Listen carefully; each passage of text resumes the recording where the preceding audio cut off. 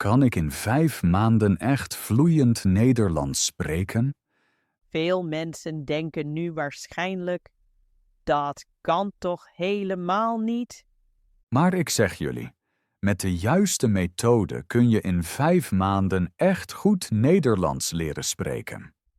En in deze podcast leggen we stap voor stap uit hoe dat werkt. En daarmee welkom bij onze Nederlands-podcast. Hier leer je Nederlands met echte gesprekken. We praten over thema's uit het dagelijks leven, zodat je relaxed kunt luisteren en de zinnen meteen gebruiken. Ik ben Marcus. En ik ben Lotte. Fijn dat je er vandaag weer bij bent. We zeggen het meteen duidelijk. 5 maanden maken je niet automatisch vloeiend. Maar wat betekent eigenlijk vloeiend Nederlands spreken? Veel mensen horen het woord vloeiend en denken meteen aan perfect Nederlands. Maar dat klopt niet altijd. De meeste leerders maken de fout zich met moedertaalsprekers te vergelijken. Dat geeft veel druk. Precies. En dat is een onrealistische verwachting. In het begin maakte ik precies dezelfde fout. Echt? Ja, ik dacht lang, pas als ik bijna alles goed zeg mag ik praten. Dat herken ik heel goed. Maar het probleem is, als je zo denkt, praat je vaak helemaal niet. En dan blijf je vastzitten in je hoofd. Precies. Veel mensen zeggen, ik wil vloeiend spreken, maar bedoelen eigenlijk iets anders. Voor mij betekent vloeiend vaak, ik wil niet meer blokkeren.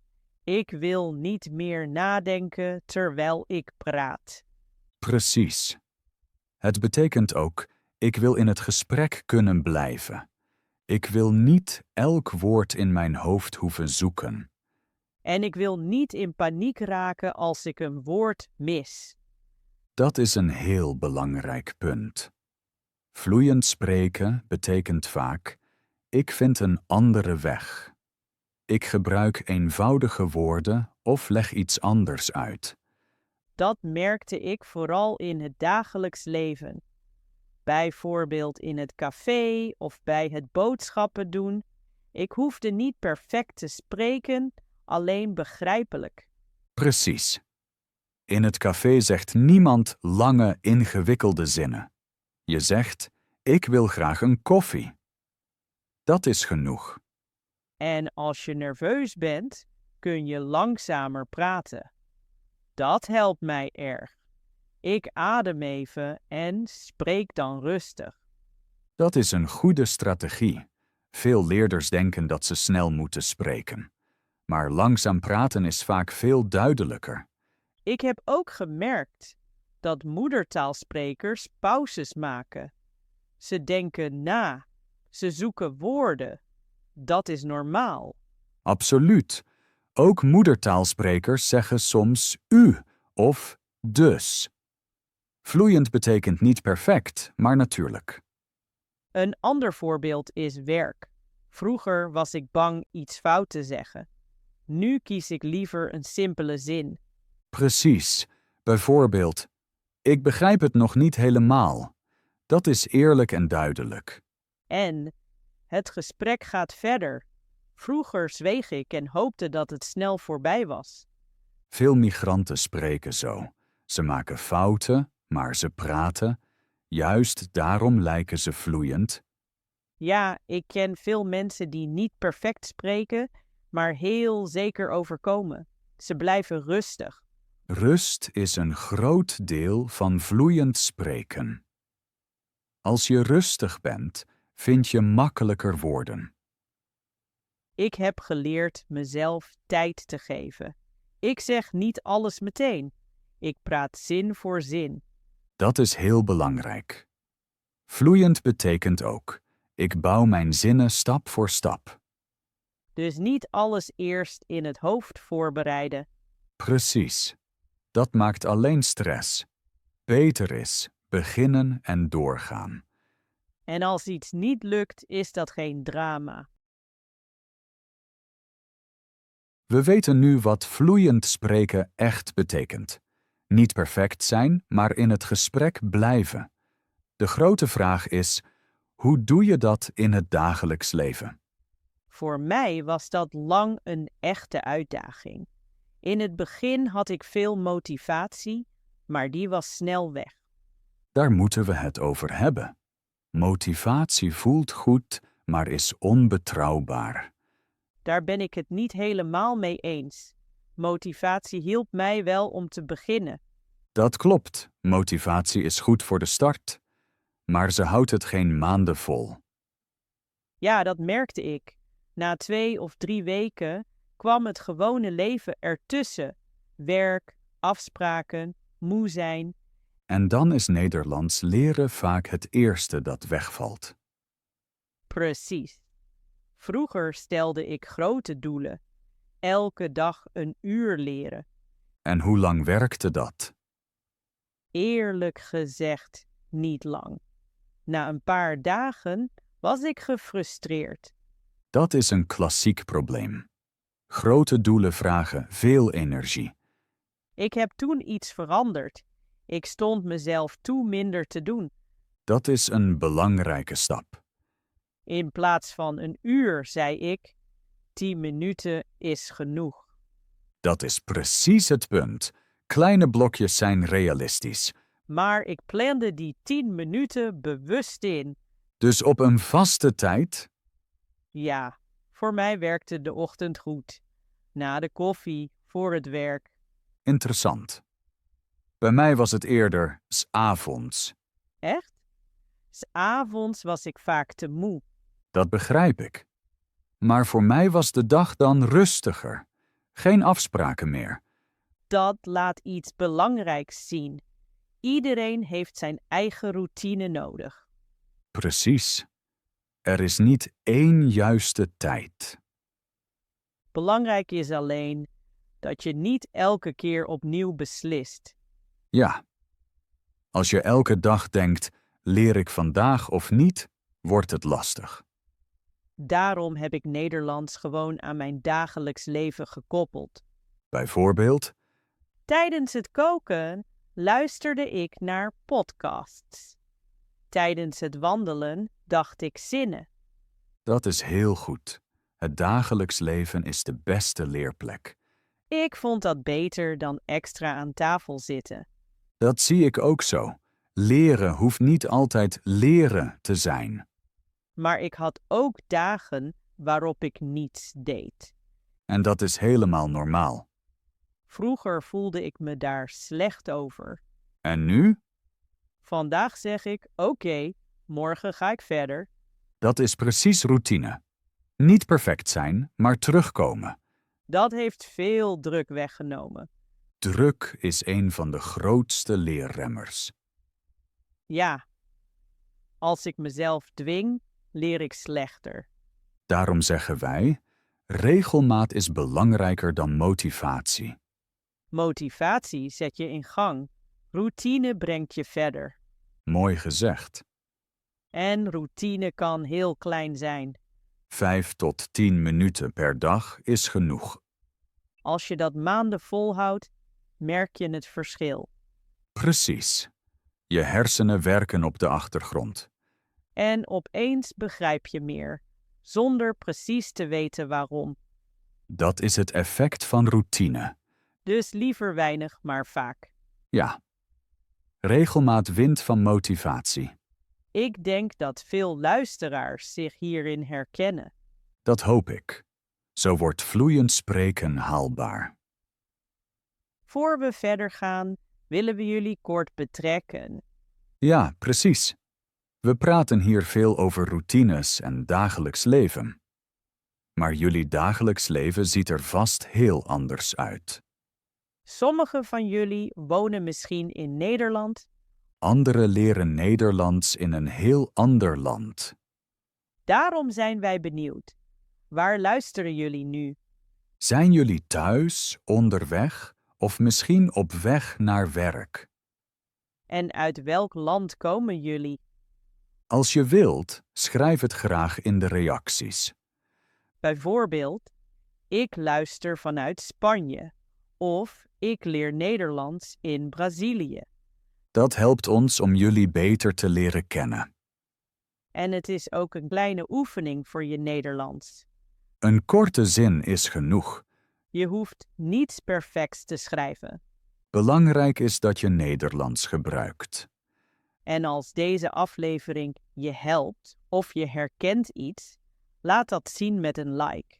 Zo zien we welke onderwerpen voor jullie echt belangrijk zijn. En natuurlijk zijn we blij als je de podcast abonneert. Dan mis je geen nieuwe aflevering. Nu komen we bij een onderwerp dat echt iedereen kent. Ja, echt iedereen. De angst om te praten.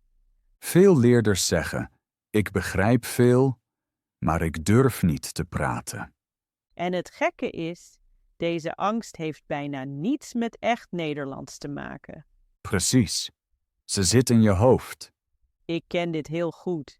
Je weet eigenlijk wat je wilt zeggen, maar dan blokkeer je. En plots denk je: mijn Nederlands is slecht.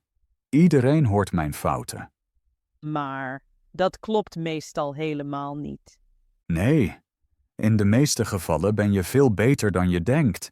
Ik zeg vaak tegen mijn cursisten, jullie horen jullie fouten veel harder dan anderen. Dat klopt. De ander hoort meestal alleen: ik begrijp je. Of, oké, ze probeert Nederlands te spreken. Dat is toch goed. Precies. Niemand zit daar met een denkbeeldige rode pen. Behalve misschien jijzelf. Ja, we zijn vaak veel strenger voor onszelf dan nodig. Ken je dat gevoel op feestjes? Welk? In het begin praat je bijna niet. Je denkt veel na. En dan komt er misschien een drankje. Precies. Een glas wijn of een biertje. En ineens praat je veel vrijer, Niet omdat je Nederlands beter wordt. maar omdat de angst kleiner wordt. Je denkt minder over fouten na. En precies dat laat iets belangrijks zien, Dat het probleem niet de taal is. maar de angst om iets fout te doen. En daarvoor heb je geen alcohol nodig. Nee, je hebt oefening en kleine succesmomenten nodig. Bijvoorbeeld korte zinnen. Of eenvoudige antwoorden. Ik zeg vaak, praat liever simpel dan helemaal niet. Ja, een simpele zin is beter dan een perfecte zin in je hoofd. Veel mensen wachten op het moment dat ze zich klaar voelen. Maar dat moment komt zelden vanzelf. Het komt door te spreken. Precies. Moed komt na de actie, niet ervoor.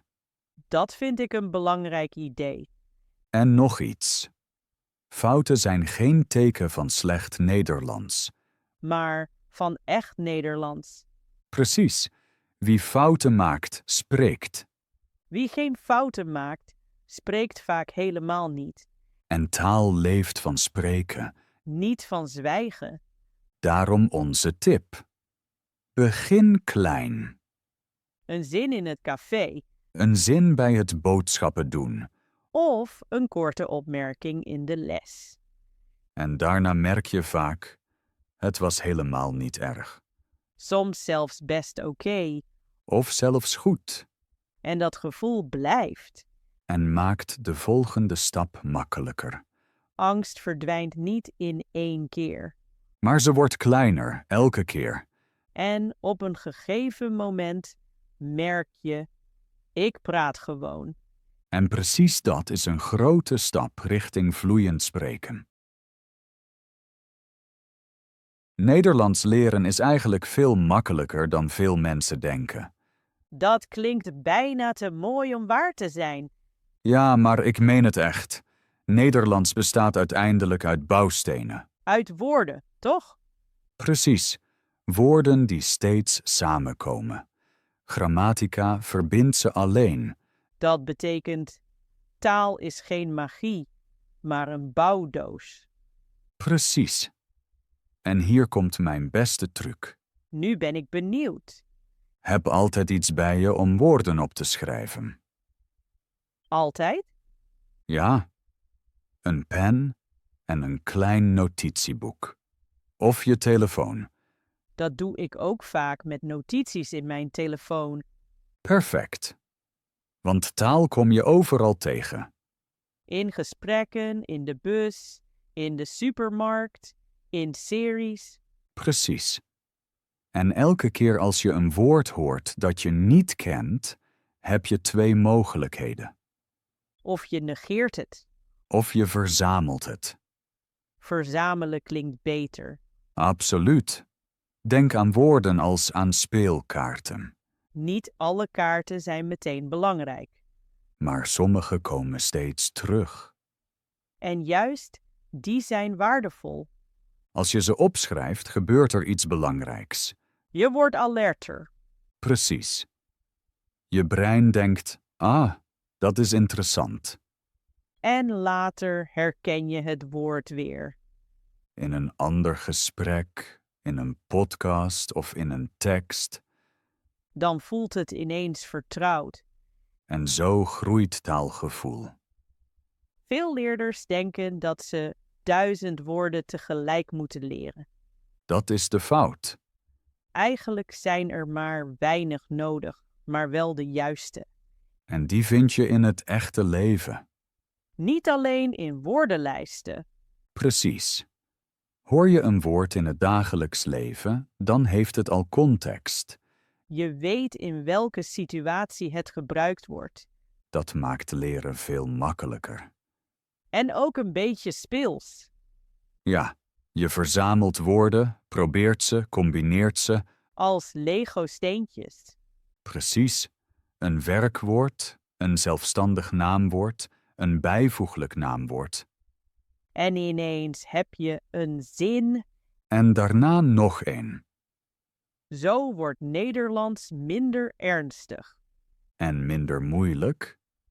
Ik merk dat ik woorden beter onthoud als ik ze zelf opschrijf. Dat is geen toeval. Schrijven versterkt het leren.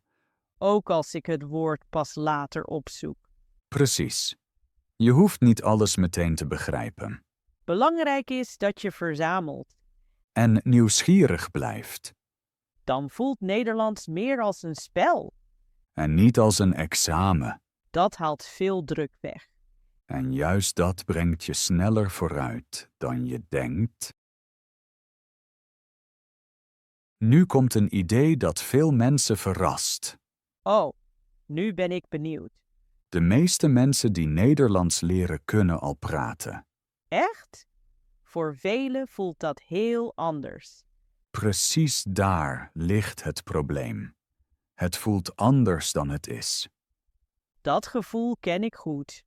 Lange tijd dacht ik kan niets zeggen. Maar je hebt al veel begrepen. Ja, ik kon gesprekken volgen, teksten lezen en podcasts luisteren. Toch voelde spreken onmogelijk. Precies. In mijn hoofd was alles er, maar mijn mond bleef dicht. Dat komt door het verschil tussen passieve en actieve kennis. Passief betekent, ik herken woorden als ik ze hoor of lees. Precies. Actief betekent, ik gebruik die woorden zelf. En die stap voelt enorm. Ja. Maar eigenlijk is hij kleiner dan je denkt. Waarom? Omdat de woorden er al zijn. Je moet ze alleen gebruiken. Veel mensen wachten op nieuwe woorden. Precies. Ze denken, eerst heb ik meer woordenschat nodig. Maar de woorden die je hebt zijn vaak genoeg. Absoluut. Laten we een simpel voorbeeld nemen. Oké, Je kent de woorden. Ik, werken, vandaag, moe. ja, die ken ik. Daarmee kun je zeggen, ik ben vandaag moe. Of, ik werk vandaag veel. Of, ik ben moe omdat ik vandaag werk. Dat zijn 3 zinnen met dezelfde woorden. Precies. Nieuwe combinaties.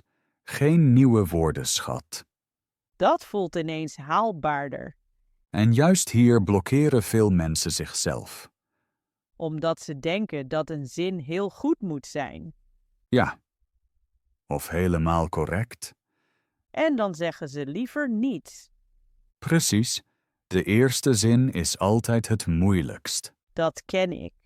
Na de eerste zin wordt het makkelijker. Omdat de angst dan kleiner wordt. En je merkt, de wereld vergaat niet. Precies. Niemand lacht. Niemand corrigeert elke fout. Meestal zijn mensen gewoon blij dat je spreekt. Ja, communicatie werkt ook met simpele zinnen. Ik merkte, als ik spreek, leer ik sneller. Dat is belangrijk. Spreken activeert je kennis. Passieve kennis wordt actief. Precies. En elke keer wordt het iets makkelijker. Ook als het hapert. Juist dan. Haperen hoort erbij. Dus is het doel niet perfect spreken, Nee. Het doel is woorden gebruiken. ook als ze nog onzeker zijn. Precies. Taal ontstaat door doen, niet door wachten. Dan heb ik eigenlijk geen nieuwe cursus nodig. Maar moed om de eerste zin te zeggen. Dat is een sterk inzicht. En precies dat willen we jullie meegeven. Je kunt al meer dan je denkt. Je moet jezelf alleen toestaan het te gebruiken. En dan wordt Nederlands stap voor stap makkelijker. Niet in 1 nacht, maar zeker met elke zin. Laten we nu even pauzeren en een stap terug doen. We hebben vandaag over veel dingen gesproken. Over woorden verzamelen, over moed, over eenvoudige zinnen, over routine. Misschien zit je nu daar en vraag je: Oké, maar wat betekent dat voor mij over 5 maanden? 5 maanden klinken voor velen of heel kort of als een enorme klus. Maar in werkelijkheid is 5 maanden een heel realistische tijd om veel te veranderen, als je weet wat telt. Eerst is 1 ding belangrijk. In 5 maanden gaat het niet om perfect spreken. Het gaat om zeker worden. Na ongeveer 1 maand gebeurt bij de meesten iets belangrijks. Je merkt ineens dat Nederlands niet meer helemaal vreemd klinkt. Het geluid is vertrouwder. Je herkent woorden sneller. Je begrijpt misschien niet alles, maar je snapt vaker waar het over gaat. En dat is een enorme stap, ook als hij klein voelt. Na ongeveer 3 maanden verandert vaak je gedrag. Je denkt minder na voor je praat. Je durft sneller een zin te zeggen. Misschien is hij nog eenvoudig, misschien niet perfect, maar je blijft niet meer stilstaan. Gesprekken voelen minder spannend. En je merkt, ik kan reageren. Ik ben niet meer helemaal geblokkeerd.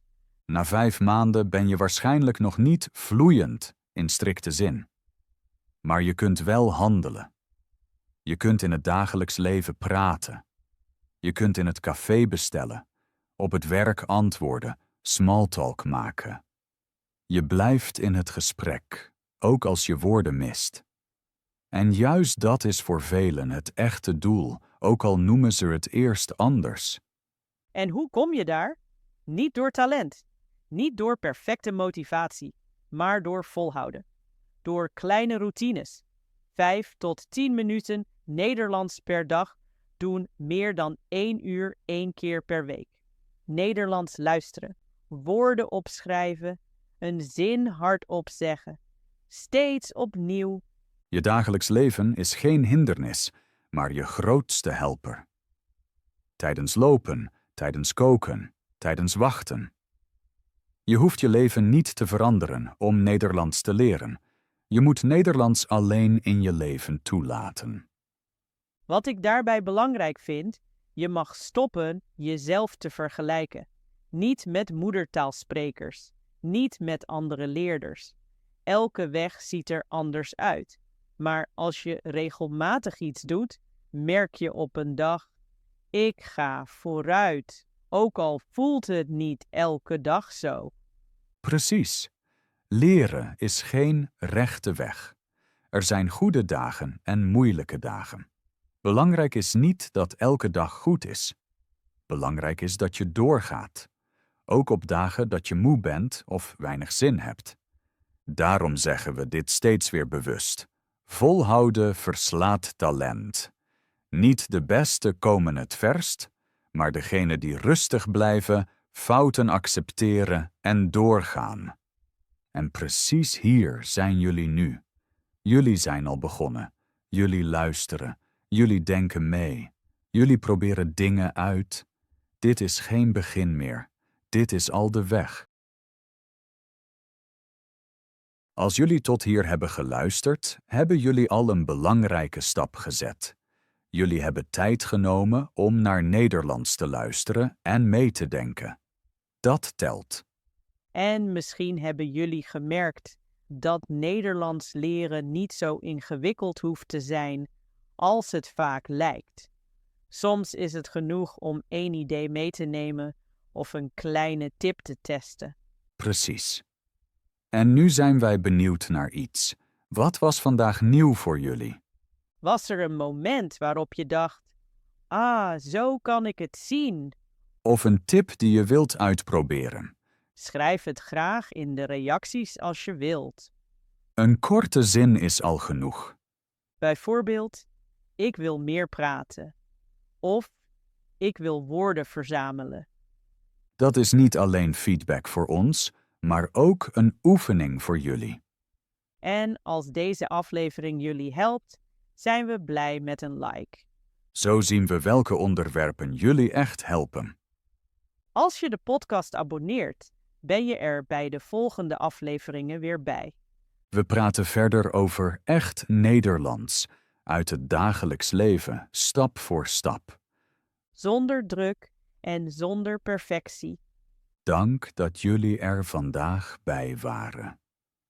We horen elkaar in de volgende aflevering. Tot dan, blijf erbij. En durf Nederlands te gebruiken. Tot snel.